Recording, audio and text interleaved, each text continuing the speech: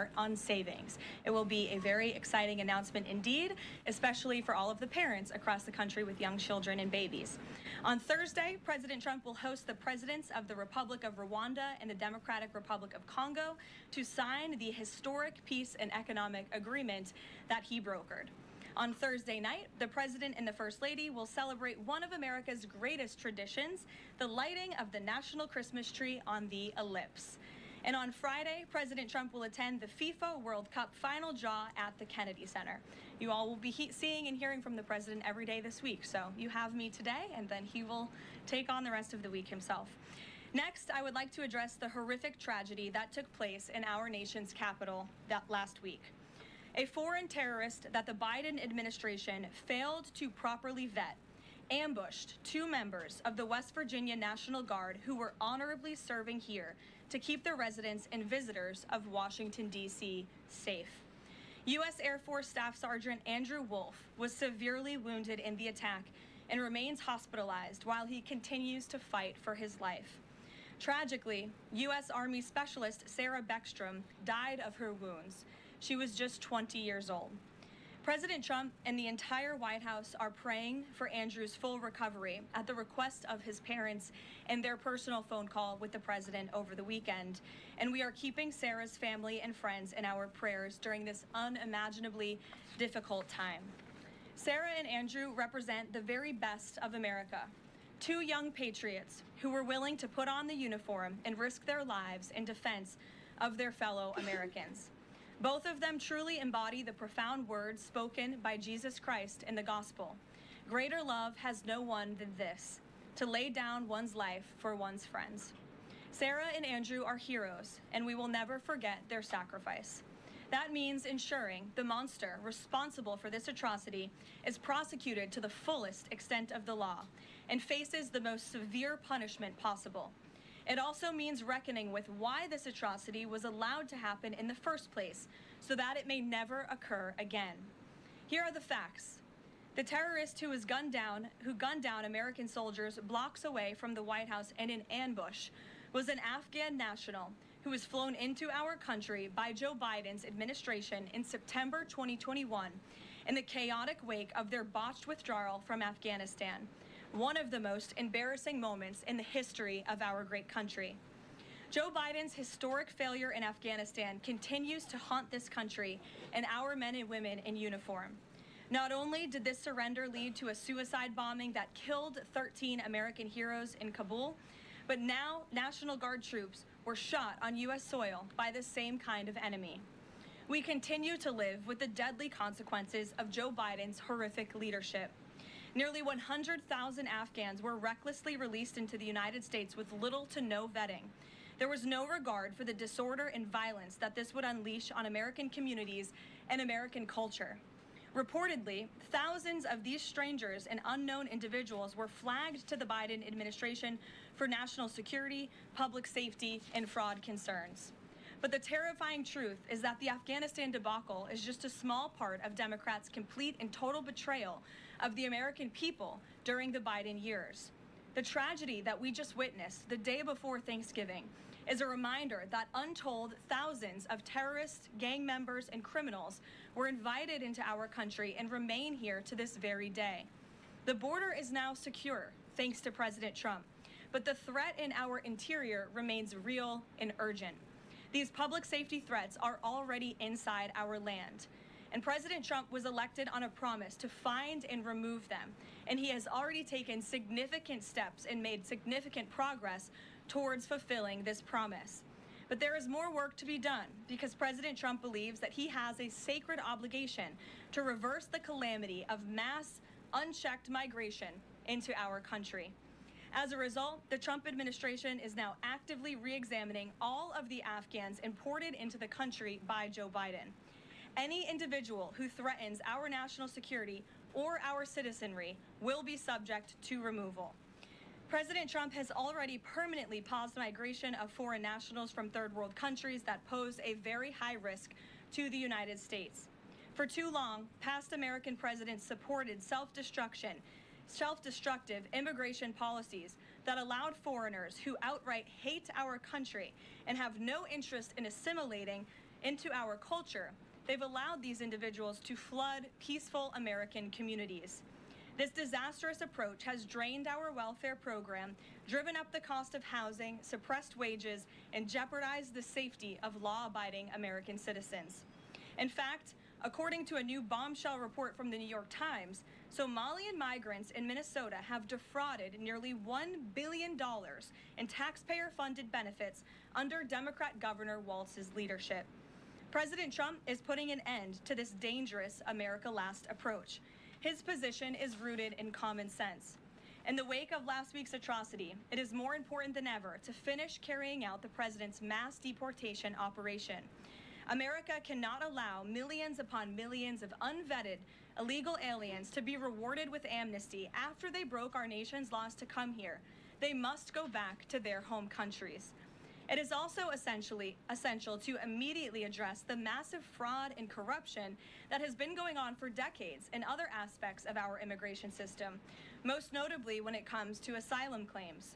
Millions of people who have come here under false pretenses are told blatant lies now enjoy temporary legal status. President Trump is ending this scam as well, and I would point out that the Democrats have tried to block this administration from doing so at every turn with lawsuit after lawsuit. The hard truth is that even when it comes to our legal immigration system, past presidents have failed to ensure that all prospective citizens love America, will add value and contribute to our communities, and will assimilate into our culture. Leaders have a duty to defend and advance the interests of their own people, not foreign nationals.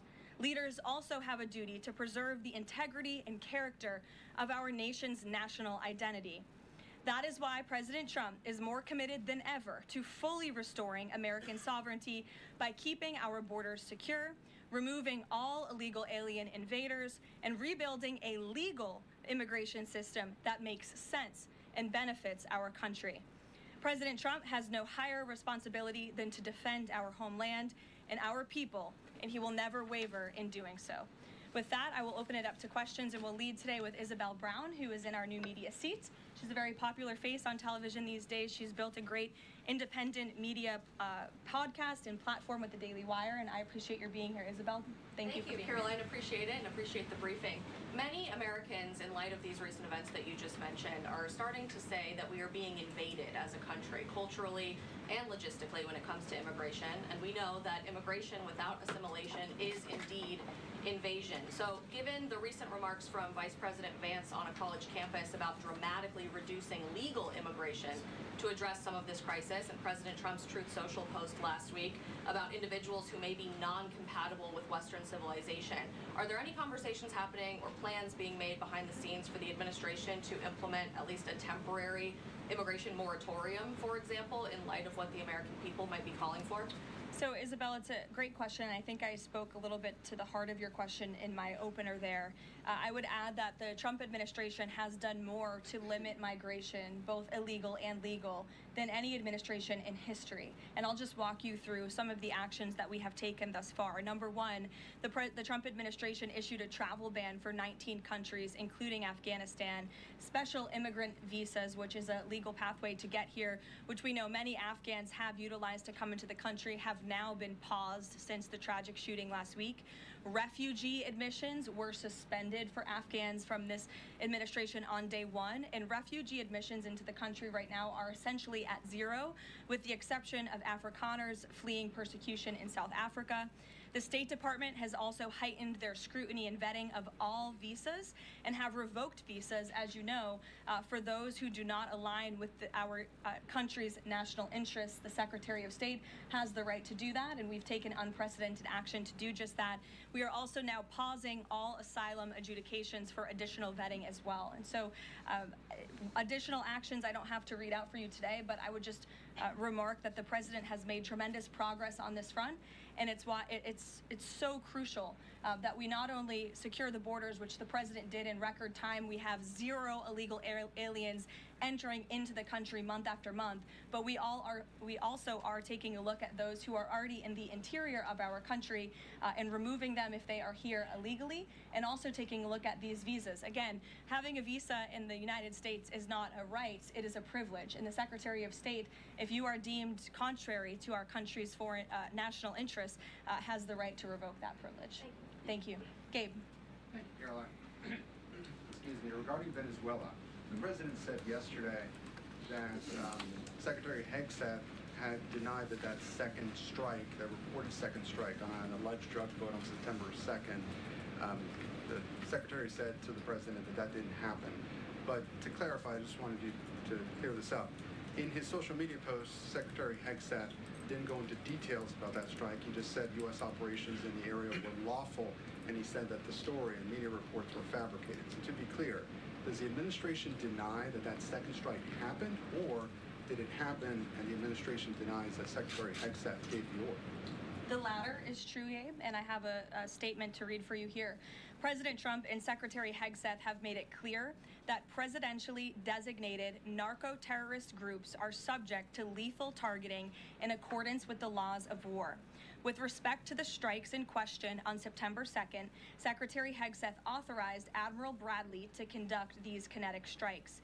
Admiral Bradley worked well within his authority and the law, directing the engagement to ensure the boat was destroyed and the threat to the United States of America was eliminated. And I would just add one more point to remind the American public why these lethal strikes are taking place. Because this administration has designated these narco-terrorists as foreign terrorist organizations. The president has a right to take them out if they are threatening the United States of America and if they are bringing illegal narcotics that are killing our citizens at a record rate, which is what they are doing. And under the previous administration, there was enough fentanyl trafficked into our country to kill every American man, woman, and child many times over. And so that's why you've seen a drastic difference in this administration's policy with respect to the last, and it's one of the many reasons the American public re-elected this president and support this Secretary of War in conducting these strikes. So to clarify, Admiral Bradley was the one who gave that order for a second strike. And he was well within his authority to do so. And a separate question, the president several days ago said it was his intention to pardon the former president of Honduras, who was a convicted drug trafficker. And yesterday on Air Force One, the president said that if someone sells drugs in that country, that doesn't mean you arrest the president and put him in jail for the rest of his life.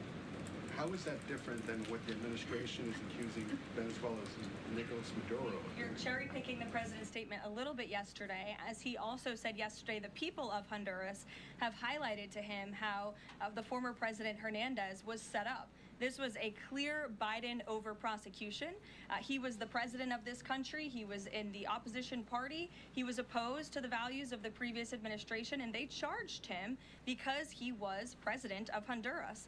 There were some other egregious facts that came out during this trial, and I would encourage you to report on them. His court-appointed lawyer was only given 3 weeks to prepare for trial. He shared that his conviction was lawfare by the leftist party, who, quote, struck a deal with the Biden-Harris administration. Hernandez has highlighted there was virtually no independent evidence presented, and many of his conviction was based on testimony from many admitted criminals who hoped that cooperating would reduce their own penalties. So the president heard the concerns from many people, as he does, and he's, of course, within his constitutional authority to sign clemency for whomever he deems worthy of that.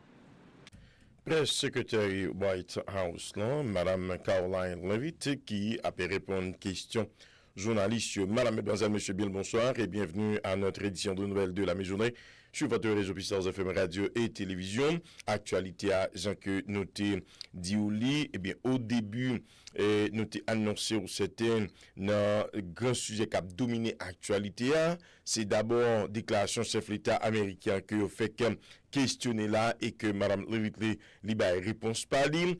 Et puis, il faut qu'on ait aussi gagné 3 personnes qui perdu la vie. C'est 3 petits monde de yon teenager. Alors, c'est 8, 9 et 21 l'année. Ils sont tombés en bas coup de zame pendant yon anniversaire, une célébration anniversaire qui t'a fait dans la cour californienne. Chef d'État américain qui pas présent dans la rencontre qui t'a fait hier dans Kaeli, Mar-a-Lago, côté que secrétaire d'État, chef diplomatie américaine dans Marco Rubio, il était rencontré avec une délégation ukrainienne pour discuter processus qui visait un protocole d'accord pour la paix entre Russes ensemble avec les Ukrainiens. Il fait comprendre qu'il y a un programme qui est réalisé dans Chita Palissayo pendant ça. M. Witkoff, qui s'est envoyé spécial, chef d'État américain, lui voyager pour aller dans la cour Moscou pour le rencontrer ensemble avec le président russe, M. Vladimir Poutine. Délégation officielle ukrainienne qui est arrivée par ici, les rencontrer ensemble avec autorités et discuter point de vue ukrainien dans le cadre des marches pour la paix. Si là, et puis tout ça qui concerne l'actualité entre États-Unis ensemble avec le pays Venezuela, gagné une tension qui a monté plus toujours. Chef d'État américain lui annoncé il fermé espace aérien pays Venezuela pour avions pas voler là-dedans, quelle que soit compagnie aérienne et donc dire également tout l'autre monde il fait reconnaître espace ça lui fermé voyage pas fait dans espace aérien pays Venezuela. Dans ce sens, il fait comprendre que il y a une rencontre qui a fait jeudi en même dans le cadre de Washington pour déterminer demain dans le cadre de la bataille que les États-Unis lancée contre pays Venezuela. Qui s'est fait demain, si Dieu le veut, nous pas connaître exactement.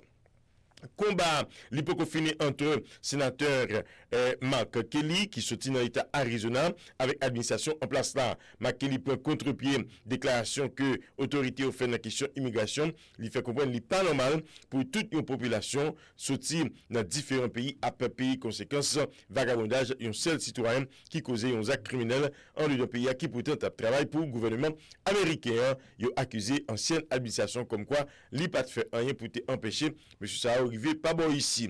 Toujours dans ça qui concerne l'actualité, il y a un tribunal d'appel qui disqualifiait Madame Alina Rabat, nous connaît, qui était avocat dans le job et que il désigné comme prosécuteur dans la côte New Jersey. Il a estimé que nomination Mazéa, position que lui occupait de manière illégale. L'administration américaine entend réviser question green card pour quel que soit le monde qui sorti dans 19 pays, dont pays Afghanistan, à cause de citoyens qui étaient fait Zach Malhonnête dans le top qualifié de pays 3e catégorie et États-Unis, il n'y a pas besoin de monde d'après ça qui fait comprendre.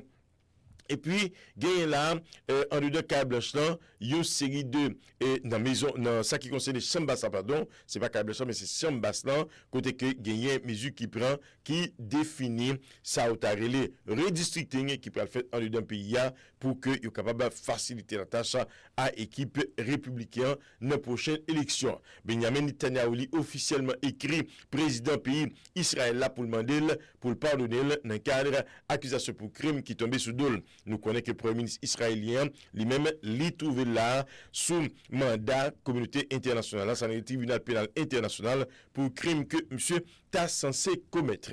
Haïti, en pile question qu'a posé, nous pas gagné réponse pour eux, gagné question qu'a demandé comment dirigeants, soi-disant dirigeants en place, fait par ouais situation difficile que la population haïtienne a vivre jeudi. Comment il pas arrivé tant de cris maman a pas petit en de pays ça, comment également nous faire arriver dans position dans situation que Haïti arrivé là, comment et qui est-ce qui a arrivé intervenir pour capable changer situation population haïtienne dans le marasme que la vive jeudi là et qui est-ce qui a retiré nous dans impasse ça, autant de questions qui a posé dans la population haïtienne par rapport à la difficulté que pays ça la peut vivre jeudi et puis il faut connaître que hier par exemple, tu as une série de matchs qui étaient joués. L'équipe San Francisco a été jouée ensemble avec Cleveland. Les battent V6 contre 8. Tu as gagné tout. Équipe Atlanta qui t'a joué avec New York Jets. Et bien, Jets remporté un contre 1 pour 3 points de différence. C'est 24 contre 27. Et l'équipe LA Chargers en tout. Il était battu formation Las Vegas là. Pourtant, dans ça qui concerne NBA même, équipe New Orleans, il t'a joué avec formation LA Lakers. 133 contre 121 victoire de l'équipe LA Lakers qui a bien fonctionné. Équipe Celtics de Boston pour un petit grand point, il fait tomber la formation de Cleveland 117 contre 116. Équipe Houston Rockets joué avec Jazz 129 contre 101. victoire des Rockets. La formation des Raptors a joué contre Knicks de New York. Équipe Raptors a ligue tombée 96 contre 116. Et puis, tu gagné Atlanta Hawks qui t'a joué avec l'équipe Philadelphia. Et bien, tout fait équipe Philia 142 contre 134 dans ce qui concerne NBA. N'a faut tirer retourner dans le câble pour permettre de gagner d'autres explications avec Mme Caroline Levitt. Dollars with thousands of victims, including veterans, farmers, teachers. Why was he pardoned? To your first question, that's definitely not a decision for me to make. I would defer you to the Department of War. It's also probably a decision for the president himself to make. As for your second question with respect to that pardon, he issued a commutation for Mr. Gentile, who's the former CEO and co-founder of GBP Capital Holdings. Unlike similar companies, GBP paid regular annualized distributions to its investors.